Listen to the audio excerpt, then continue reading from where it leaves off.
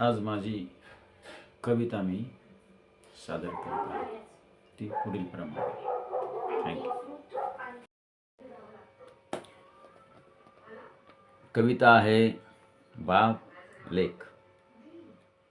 पोरीची पसंती आली की बापाचं काळजी धडधडतो.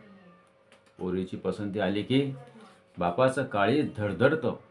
चिमणी घट्ट सोडणार म्हणून आतल्या आत खूप रडतं. हसरे खेळकर बाबा एकदम धीर गंभीर होऊन लागतात. हसरे खेळकर बाबा एकदम धीर गंभीर दिसू लागतात. पोरीला पाणी मागण्यापेक्षा स्वतः उठून घेऊ लागतात. या घरातला चिवचिवाट आता कायमसाठी थांबणार असतो. या घरातला चिवचिवाट आता कायमसाठी थांबणार असतो.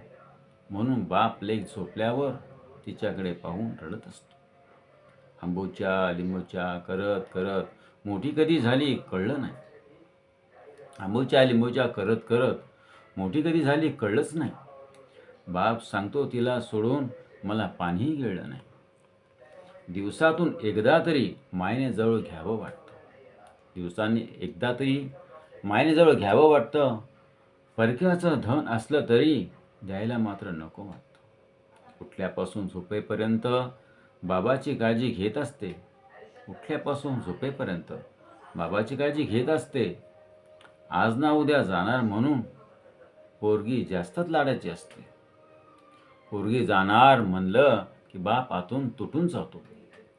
पोरगी जाणार म्हणलं की बाप आतून तुटून जातो. कळत नाही बैठकीतून अचानक का उठून जातो. इकडे तिकडे जाऊन बाबा गुपचूप डोळे पुसत असतात. इकडे तिकडे जाऊन बाबा गुपचूप डोळे पुसत असतात. लेकीचं कल्याण झालं म्हणून पुन्हा बैठकीत हसत असतात. तिचा सगळा जीवनपट क्षणोक्षणाला आठवत असतो. तिचा सगळा जीवनपट क्षणोक्षणाला आठवत राहतो. डोळ्यात येणाऱ्या अश्वांना बाबा वापस पाठवत राहतो. बीपीची गोळी घेतली का? बीपीची गोळी घेतली का? आता कोण विचारील ग?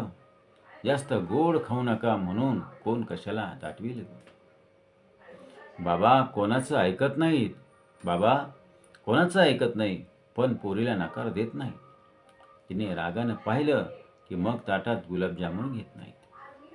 एका अर्थाने मुलगी म्हणजे काळजी करणारी आईच असते. एका अर्थाने मुलगी म्हणजे काळजी करणारी आईच असते.